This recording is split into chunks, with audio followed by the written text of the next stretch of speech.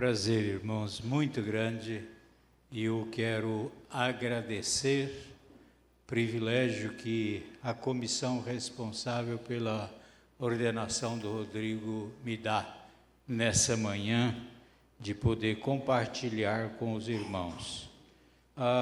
Ser pastor é uma coisa que a gente se forma a vida inteira. A gente nunca está formado, viu, Rodrigo? A gente só começa e aí tem que ser conduzido pelo Espírito Santo e a gente vai levando, né? Com a graça de Deus. O Ricardo está sendo formado ainda. Eu estou sendo formado ainda. E todos nós.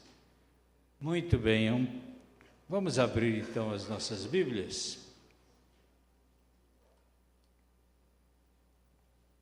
Segunda carta de Paulo aos Coríntios, capítulo 2.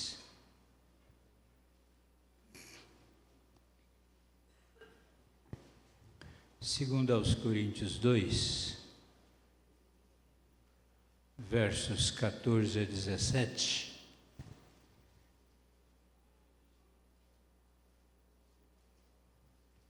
A palavra de Deus diz assim: graças, porém, a Deus, que em Cristo sempre nos conduz em triunfo, e por meio de nós manifesta em todo lugar a fragrância do seu conhecimento. Porque nós somos para com Deus o bom perfume de Cristo, tanto nos que são salvos, como nos que se perdem. Para com estes cheiro de morte para a morte, para com aqueles aroma de vida para a vida. Quem, porém, é suficiente para estas coisas? Porque nós não estamos, como tantos outros, mercadejando a palavra de Deus. Antes, em Cristo é que falamos na presença de Deus com sinceridade e da parte do próprio Deus. Vira sua página e eu quero ler mais 2 versículos. Capítulo 4, segundo aos Coríntios 4, apenas verso 8 e 9. Em tudo somos atribulados, porém não angustiados, perplexos, porém não desanimados, perseguidos, porém não desamparados, abatidos, porém não destruídos. Meus queridos irmãos, é um privilégio muito grande estar com vocês nessa manhã, principalmente porque Deus nos dá a graça de participar diretamente desse culto de adoração a Deus, porque nós estamos aqui, como já foi falado e enfatizado, eu vou enfatizar mais uma vez, é para adorar o nosso Deus. Graças a Deus por isso. Mas ser pastor é um privilégio que envolve muitas experiências agradáveis e algumas experiências desagradáveis, mas todas elas são positivas. Não há experiência negativa na vida do crente, todas elas são positivas. E nesse texto, Paulo está preocupado em nos mostrar especialmente que nós devemos ter uma vida de triunfos constantes em nosso ministério, né? Quando ele diz que Deus nos conduz em triunfo, isso tem a ideia de triunfar sempre. Não é triunfar uma vez ou outra, não é triunfar quando tudo vai bem, mas é triunfar sempre. Há crentes que ficam muito felizes, ficam contentes por ter um triunfo por mês, ou por ano, ou por semana, sei lá. Mas não é isso que Deus quer de nós. Deus em Cristo Jesus nos conduz constantemente a uma procissão triunfal. É por isso que Paulo diz que onde nós vamos, nós levamos um cheiro, um perfume. E que perfume glorioso é esse? Esse é o perfume do conhecimento de Deus. O crente atuante, quando ele passa perto de nós começamos a sentir imediatamente um cheiro gostoso da presença de Deus, um cheiro gostoso do conhecimento de Deus, um aroma agradável do conhecimento de Deus. Mas para isso, o cristão precisa andar, como diz o apóstolo Paulo, triunfantemente em todo lugar. E é isso que Paulo está ensinando nesse texto. O que ele nos ensina? Primeiro, que em seu ministério cristão, ele era triunfante. E nós somos triunfantes em nosso ministério. Versículo 14 diz assim: graças, porém, a Deus, que em Cristo sempre nos conduz em triunfo e manifesta em todo lugar a fragrância do seu conhecimento. Mas quando a gente fala em triunfo, o que é que nós pensamos?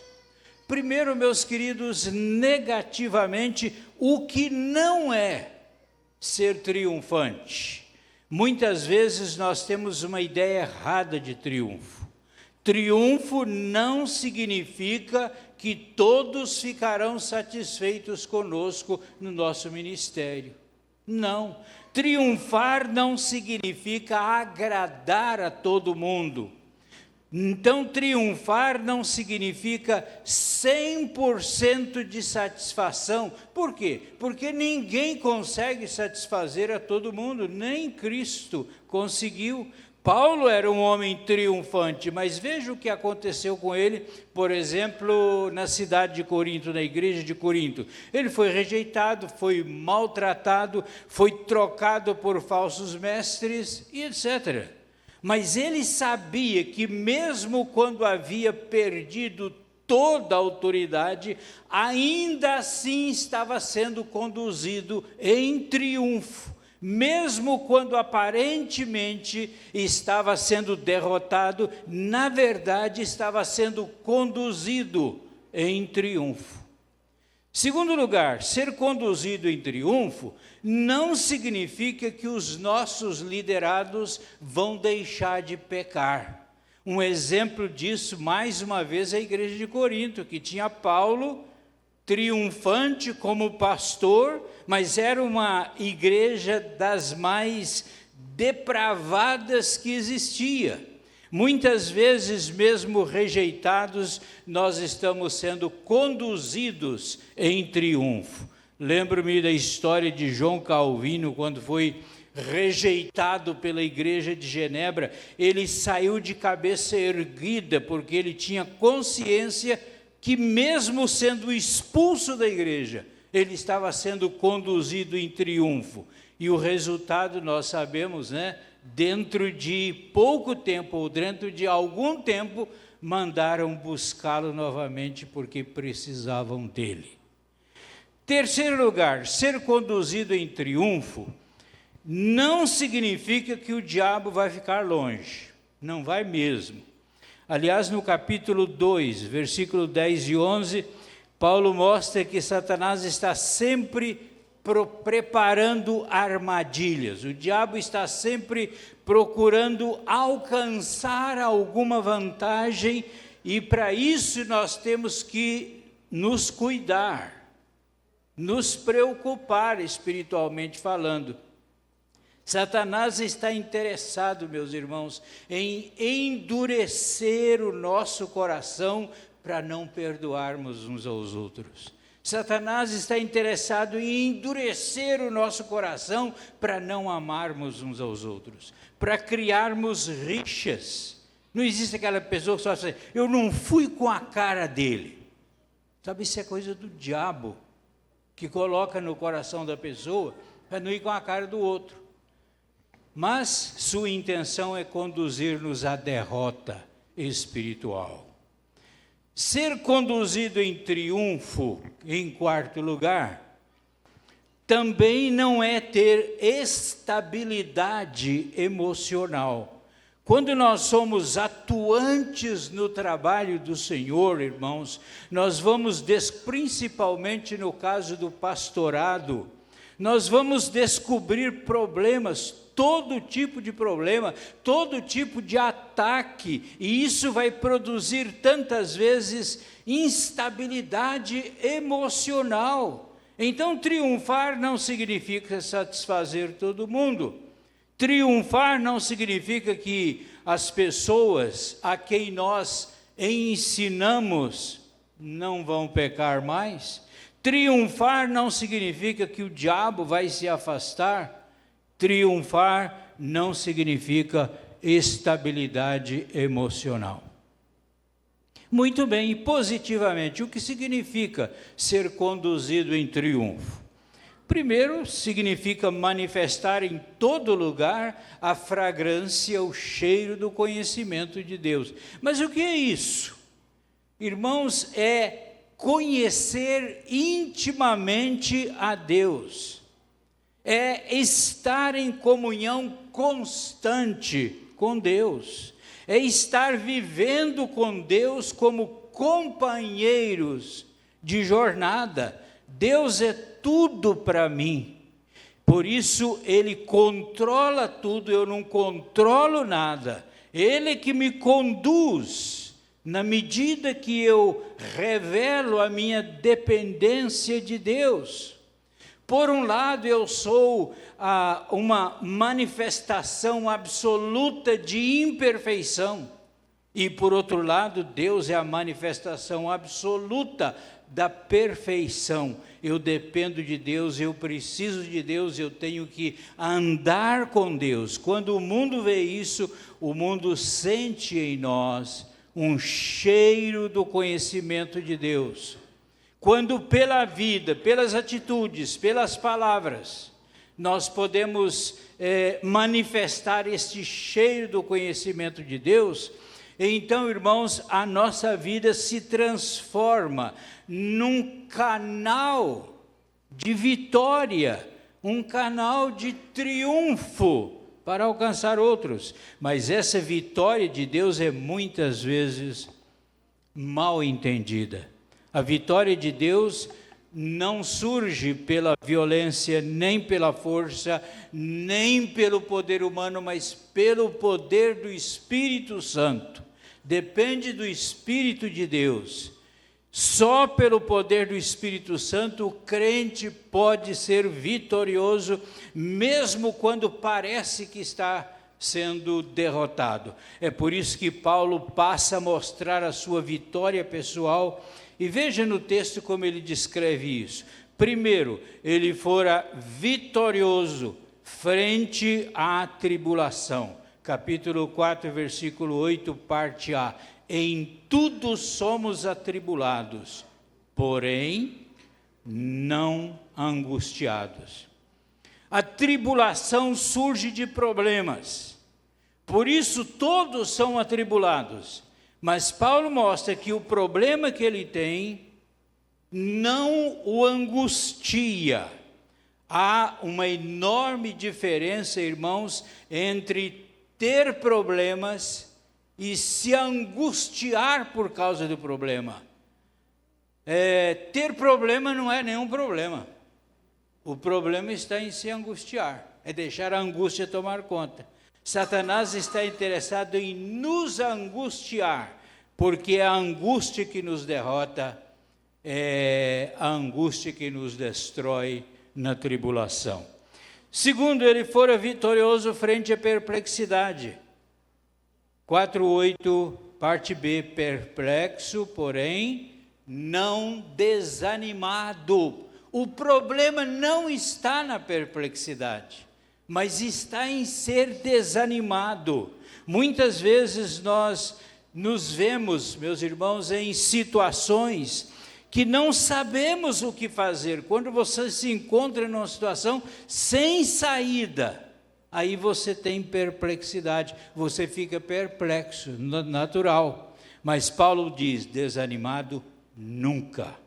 Nunca mesmo. O problema não é a perplexidade. O problema é cair no desânimo por causa da perplexidade. Terceiro, ele fora vitorioso frente à perseguição. Ele diz, versículo 9, perseguido, porém não desamparado. Irmãos, no capítulo 11 de 2 aos Coríntios, Paulo mostra as perseguições que ele enfrentou, as lutas que ele teve, mas ele mostra que nunca ficou desamparado. Ficar desamparado significa ficar sozinho. O problema não está propriamente em ser perseguido, mas em se sentir desamparado ou em ser desamparado. Quarto lugar, ele fora vitorioso sobre o abatimento. Versículo 9, parte B, diz: abatido, porém não destruído. A destruição, meus irmãos, é obra do diabo. Ele veio para roubar, matar e destruir. Palavra de Deus, nós temos dois casos de destruição por parte do diabo.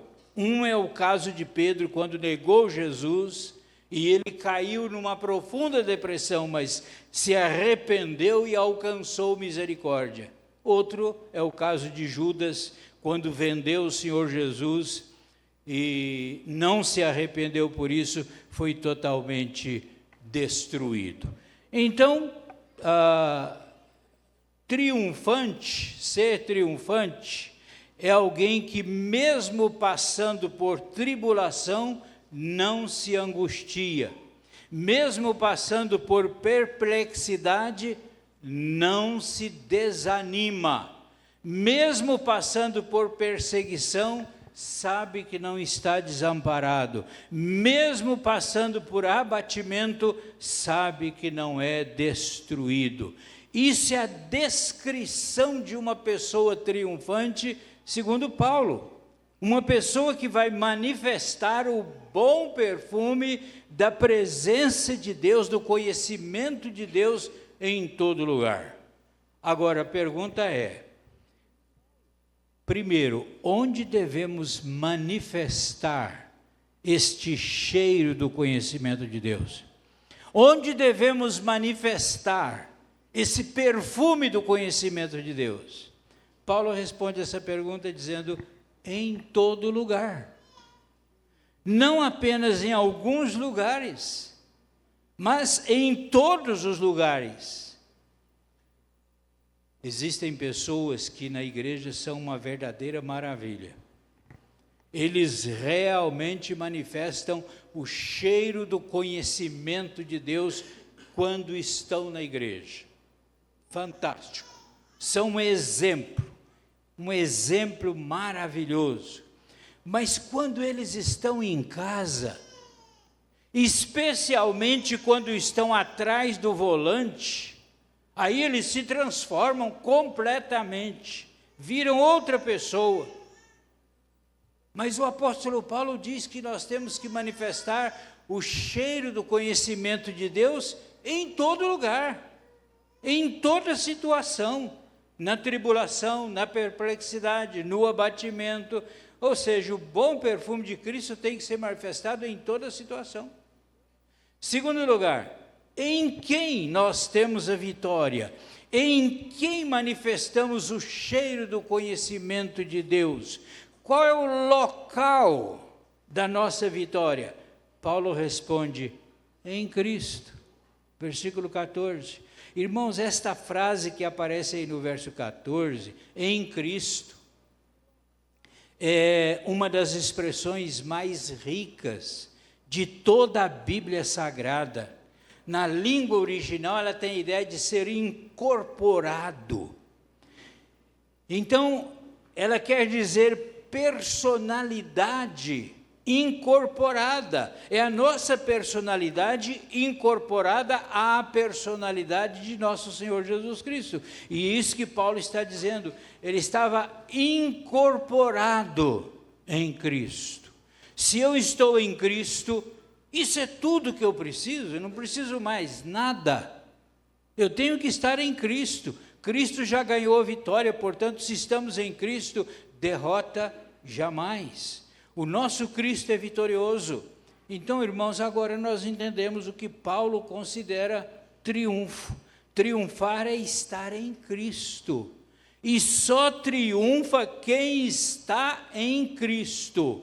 O ministério triunfante é aquele que está em Cristo, que depende de Cristo. É por isso que o apóstolo Paulo diz que nós somos o bom perfume de Cristo.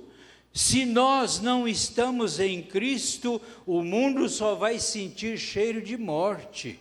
O nosso perfume só vai agradar a Deus se ele for um cheiro de Cristo. E isto vai se manifestar no mundo, diz o apóstolo Paulo, tanto nos salvos como nos não salvos. Isso quer dizer que a única maneira da pessoa conhecer o perfume de Deus é através da nossa vida. Irmãos, isso é uma coisa muito séria. Nós estamos constantemente encontrando pessoas que dizem que deixaram a igreja, deixaram de ser crentes por causa do fulano, por causa do cicrano e etc. E qual a resposta que a gente dá? Não era eleito mesmo, é por isso que se perdeu. Não era eleito. Só que a gente não pensa para o outro lado. Na verdade, alguém passou para essa pessoa um cheiro de morte. E a gente não pensa nisso. Aí está então o ministério triunfante do crente. Não só temos tal ministério, como quando manifestamos esse ministério em todo lugar, este cheiro em todo lugar, nós somos super vencedores. Agora, mais uma pergunta: qual é a nossa responsabilidade? Qual a responsabilidade do Rodrigo? A minha responsabilidade, a responsabilidade de todos nós.